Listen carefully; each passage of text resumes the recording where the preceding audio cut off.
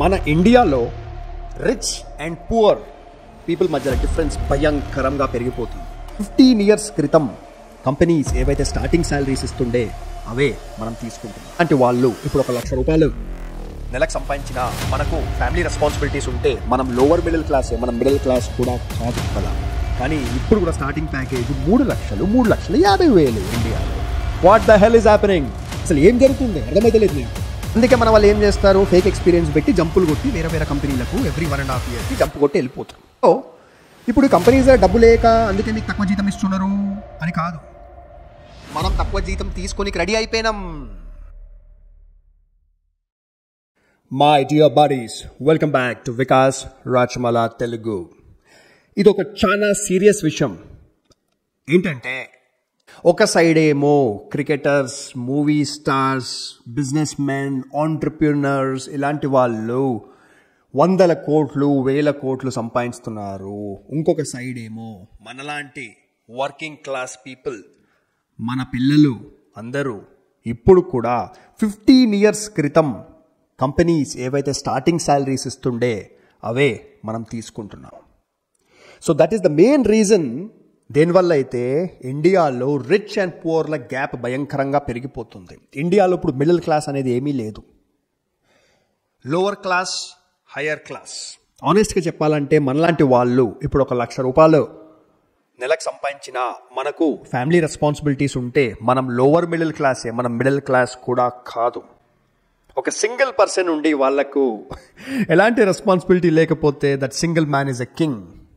కాకపోతే ఏ మొగోడికైతే 4-5 డిపెండ్ అవుతారు వాడిపైన, వాడు 1,50,000 సంపాదించిన ఇవాళ కాలంలో ఒక లోవర్ మిడిల్ క్లాస్ పర్సన్ బ్రతకాల్సి వస్తుంది. ఈ మాటను పక్కన పెడదాము. ఫస్ట్ మనం మాట్లాడుకోవాల్సింది ఏంటంటే ఇండియాలో స్టార్టింగ్ శాలరీస్ భయంకరంగా దరిద్రంగా ఉన్నాయి. ఎస్, మీరు వింటున్నారు, వాడికి 20 లక్షల ప్యాకేజ్ వచ్చింది కాలేజ్ అయిపోగానే, ఇంజనీరింగ్ అయిపోగానే, ఇంకొకరికి 30 లక్షలు వచ్చింది MBA అయిపోగానే, ఇంకొకరికి 50 లక్షలు వచ్చింది. అవి రేర్ కేసెస్, లక్షలలో ఒక్కరికి వస్తుంది అలా. కానీ ఇప్పుడు కూడా స్టార్టింగ్ ప్యాకేజ్ 3,50,000 ఇండియాలో. What the hell is happening? అసలు ఏం జరుగుతుంది అర్థమైతే లేదు నాకు. అసలు 15 years క్రితం 2008, 2009, 2010 ఆ టైంలో అప్పుడు కూడా ఐటీ ఇండస్ట్రీల salaries starting were about 2.5 to 3 lakh rupees. పెద్ద కంపెనీస్ ఈ TCS, ఇన్ఫోసిస్, విప్రో అవన్నీ ఇచ్చేటి. అంటే ఇంజనీరింగ్ గ్రాడ్యుయేట్, ఇంజనీరింగ్ అయిపోగానే ఆ శాలరీ వాళ్ళకు వస్తుండే. 15 ఏళ్ల క్రితం అప్పుడు ఖర్చులు ఏముండే, ఇప్పటికంటే ప్రతి ఒక్కటి ఒక 3 to 4 times ఖర్చు తక్కువ ఉండే. ఇప్పుడు మనిషి ఒక బిర్యానీ తినాలంటే ₹300, అప్పుడు బిర్యానీ ₹100. ఇప్పుడు మనిషి బియర్ తాగాలంటే 150 to 200 rupees, అప్పుడు బియర్ తాగాలంటే ఒక 60-70 rupees. ఇప్పుడు పెట్రోల్ 110 rupees, అప్పుడు పెట్రోల్ ₹50. ఇప్పుడు ఫ్లాట్ కొనాలంటే ₹1,00,00,000, అప్పుడు ఫ్లాట్ 25 లక్షలు. So everything 3 to 4 times 5 times ఖర్చులు పెరిగిపోయినాయి. కానీ శాలరీ, స్టార్టింగ్ శాలరీ ఆల్మోస్ట్ అంతనే ఉంది. ఇది అన్యాయం కాకపోతే ఏంటి, ఇది బల్పు కాకపోతే ఏంది? అసలు కంపెనీస్ ఏమనుకుంటున్నారు?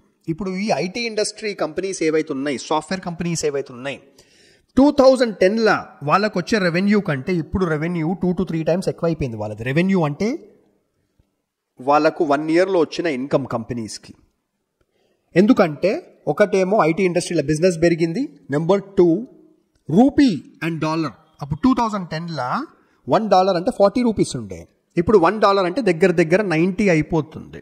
సో 2010లో ఏదైతే కంపెనీ, అది ఇన్ఫోసిస్ కావచ్చు, TCS కావచ్చు, ఏదన్నా company, software company, IT company, అమెరికాలో ఒక క్లయింట్కి $1 million పేమెంట్ తీసుకుంటే 2010లో 4 crores ఈ కంపెనీకి వచ్చేది.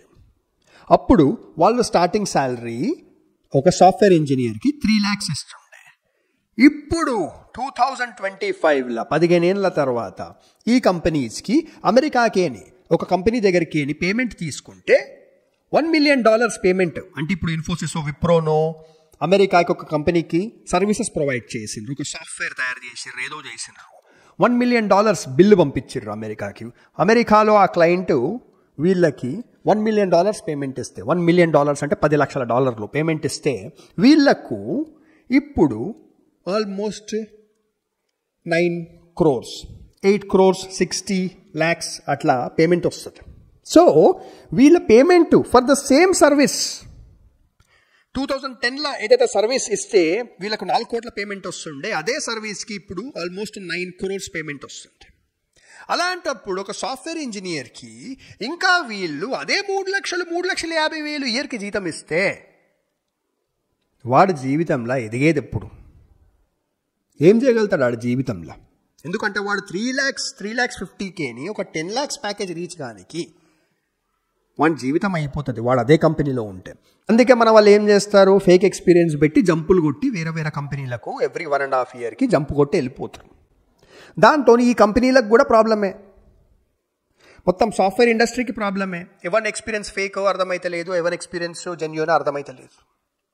సో ఇప్పుడు కంపెనీస్ డబ్బు లేక అందుకే మీకు తక్కువ జీతం ఇస్తున్నారు అని కాదు, మనం తక్కువ జీతం తీసుకొని రెడీ అయిపోయినాం. అందుకే ఇప్పుడు ఎవడైనా తక్కువలా పనిచేయడానికి రెడీ ఉంటే కంపెనీలకి ఏంది తక్కువ నేర్చుకుంటారు. Because in the end companies are focused towards the shareholder అంటే ఈ కంపెనీస్ ఇవన్నీ పబ్లిక్లీ లిస్టెడ్ కంపెనీస్, వాళ్ళది షేర్ హోల్డర్స్ ఉంటారు, ఒక షేర్ వాల్యూ ఉంటుంది. అంటే ఈ కంపెనీది Bombay stock exchange, national stock ఎక్స్చేంజ్లా మనం షేర్స్ కొనుక్కోవచ్చు. ఒక్క షేర్ $200, $500, $1000 ఒక షేర్ ఉంటుంది. ఆ షేర్ వాల్యూ పెరగాలి. పైకేని ఎవరైతే షేర్ హోల్డర్స్ ఉన్నారో వాళ్ళకి డివిడెండ్స్ రావాలి. డివిడెండ్స్ అంటే ఎవ్రీ క్వార్టర్, అంటే 3 monthsకో 6 monthsకో 1 yearకో ఆ షేర్ హోల్డర్కి ఓకే నీ దగ్గర 10 షేర్లు ఉన్నాయి కదా, పర్ షేర్ $100, $200 సంథింగ్ అంటే ప్రాఫిట్స్, మాకు ప్రాఫిట్స్ వచ్చినాయని ప్రాఫిట్స్ పంచుకుంటారు. సో ఈ కంపెనీస్కి షేర్ హోల్డర్స్ని హ్యాపీ పెట్టాలి. That is the main thing. Employee వాడు ఇంత చిన్న జీతం తీసుకొని ఎంత కష్టపడ్డా ఈ కంపెనీస్కి ఏం ఫరక్ పడుతుంది?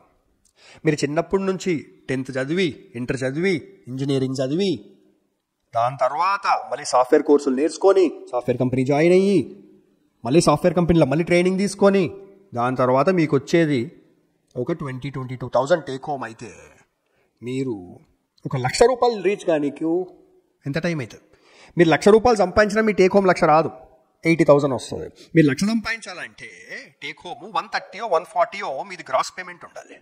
ఎందుకంటే ట్యాక్సులు కట్టాలి కదా మనం, 30% ట్యాక్సులు. సో ఈ మొత్తం వీడియోలను ఒకటే చెప్దాం అనుకుంటున్నా, ఏంటంటే మనం ఒక రెవల్యూషన్ క్రియేట్ చేయాలి. రెవల్యూషన్ అంటే ఒక పెద్ద ఒక ఏమంటారు పీస్ఫుల్ ప్రొటెస్ట్ లాంటిది. ఏంటంటే వీలవుతే మనకు ఒక ఛాన్స్ ఉంటే ఇండియాలో అందరు ఐటీ ప్రొఫెషనల్స్, సాఫ్ట్వేర్ ప్రొఫెషనల్స్ ఒక యూనియన్ లాంటిది తయారు చేసి, అంటే అదొక లీగల్ రిజిస్టర్డ్ యూనియన్ ఉండే అవసరం లేదు, ఒక సాఫ్ట్ యూనియన్ తయారు చేసి ఎవరం కూడా 50,000 టేక్ హోమ్ కంటే తక్కువకి పని చెయ్యము అంతే. ఎవరినైతే వీళ్ళు సెలెక్ట్ చేస్తారు, yes you have been selected అంటే ఇప్పుడు కంపెనీస్ ఇంజనీరింగ్ గ్రాడ్యుయేట్ని యూ హ్యావ్ బిన్ సెలెక్టెడ్, మీకు ఆఫర్ లెటర్ ఇస్తున్నాము అంటారు కదా, ఆఫర్ లెటర్లా మినిమం 50,000 టేక్ హోమ్ ఉండాలి. అంటే I think about 7 lakhs to 7.5 lakhs or 8 lakhs depending అలాంటి ప్యాకేజ్ తప్పకుండా ఇవ్వాలి. సో ఇక్కడ మన గవర్నమెంట్ తప్పు కూడా ఉంది. ఏంటంటే ఇప్పుడు బయట దేశాల్లో మీకు ఒక ఎగ్జాంపుల్ ఇస్తాను. అమెరికా కానివ్వండి, ఎన్నో డెవలప్డ్ దేశాలలో గరీబోడు రిచ్చోడు వాళ్ళ మధ్యన డిఫరెన్స్ ఎక్కువ ఏమి ఉండదు. ఇప్పుడు అమెరికాలో మీ ఇంట్లో ప్లంబింగ్ పని ఉంది, మీ బాత్రూంలో ఏదో పని ఉంది, ప్లంబర్కి మీరు ఫోన్ చేస్తే వాడు కూడా కార్లో వస్తాడు, మంచి బట్టలు వేసుకుంటాడు, మంచి వాచ్ పెట్టుకుంటాడు, మంచి సెల్ ఫోన్ వాడతాడు, వస్తాడు, పని చేసి వెళ్ళిపోతాడు. ఇప్పుడు ఒక రెస్టారెంట్కి పోతే అమెరికన్ బార్టెండర్, వాడు మందు బార్లో కలిపే మనిషి, వాడు షిఫ్ట్ అయిపోయిన తర్వాత మంచి కార్లో పోతాడు, వానికి ఇల్లు ఉంటుంది, వాడికి ఫ్యామిలీ ఉంటుంది, మంచిగా బ్రతుంటాడు వాడు. ఎట్లా అదే ఇండియాలో ప్లంబరు వీళ్ళు బార్టెండర్లు అంటే కొన్ని 5-star హోటళ్ళ బార్టెండర్స్ మంచి లైఫ్ బ్రతుండొచ్చు, కానీ మామూలు బార్ల బార్టెండర్ చాలా గరీబ్ లైఫ్ బ్రతుతారు వాళ్ళు. ఎందుకు? ఇండియాలో మినిమం వేజ్ అనేది కార్పొరేట్ ఎంప్లాయీస్కి లేదు. ఓకే, కానీ అమెరికాలో మినిమం వేజ్ అనేది అందరికీ ఉన్నది. Every one has a minimum wage.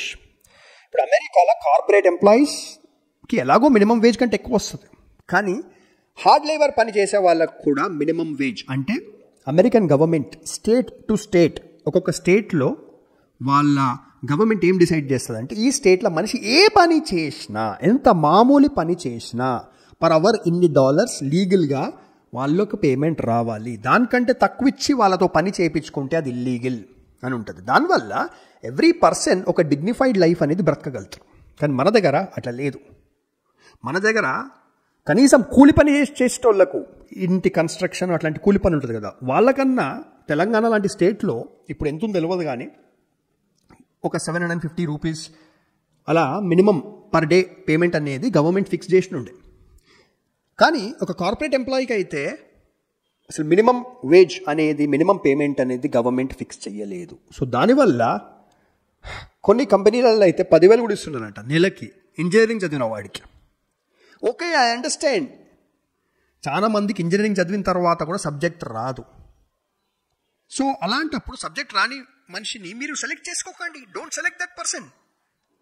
ఇంటర్వ్యూలలో reject చేసేయండి.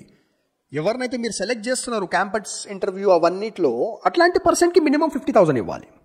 That is the rule. Government ఈ రూల్ ఇంప్లిమెంట్ చేయాలి. మనం కూడా ఒక ఐటీ ప్రొఫెషనల్స్ అందరూ ఎలా అంటే మనము 50,000 కంటే తక్కువలా ఎవరు పని చెయ్యరు. మీరు సెలెక్ట్ చేస్తే మినిమం 50,000 టేక్ హోమ్ వాళ్ళకి రావాలి అని ఒక రూల్ క్రియేట్ చేస్తే కానీ ఈ చేంజ్ అనేది కాదు. సో ఎందుకంటే మనిషి, ఒక యంగ్ మనిషి చాలా తక్కువ ఏజ్ ఉండొచ్చు, 22 ఏజ్ ఉండొచ్చు, వాళ్ళకు కూడా ఇవాళ రేపు 50,000 ఉండాలి టేక్ హోమ్ శాలరీ. అప్పుడే వాళ్ళు ఇంట్లో వాళ్ళకి కొద్ది గొప్ప డబ్బు పంపించుకుంటూ, కొద్ది గొప్ప డబ్బు ఎమర్జెన్సీ ఫండ్. ఎవరి దగ్గర ఎమర్జెన్సీ ఫండ్ లేదు. ఎమర్జెన్సీ ఫండ్ అంటే ఇప్పుడు ఉద్యోగం పోయినా, కరోనా వచ్చినా, ఏ ప్రాబ్లం అయినా, హెల్త్ ఇష్యూ వచ్చినా 1,00,000 రూపాయలు 2 లక్షలు బ్యాంకులో మనం పెట్టుకోవాలి. లేదు, అన్ని అప్పులే, క్రెడిట్ కార్డ్ అప్పులు, ఈ అప్పులు, పే లేటర్ ఈఎంఐలు. ఎందుకంటే మనుషుల దగ్గర డబ్బులు లేవు. శాలరీ ఈజ్ వెరీ స్మాల్, కానీ ఖర్చులైతే ఉన్నాయి కదా. సో గవర్నమెంట్కి అర్థం కావాలి మినిమం వేజ్ ఇండియాలో కార్పొరేట్ ఎంప్లాయీస్కి ఉండాలి, కంపెనీస్కి అర్థం కావాలి, అండ్ మనం కూడా ఒక పీస్ఫుల్ ప్రొటెస్ట్ అనేది చెయ్యాలి. అప్పుడు కానీ ఈ చేంజ్ అనేది రాదు. సో అంతే friends, what you think about this? నేను చెప్పిన దాని గురించి మీరు ఏమనుకుంటున్నారో కామెంట్ సెక్షన్లో రాయండి. ఈ వీడియోని షేర్ చేయండి. Take care and do subscribe to the channel. Bye-bye.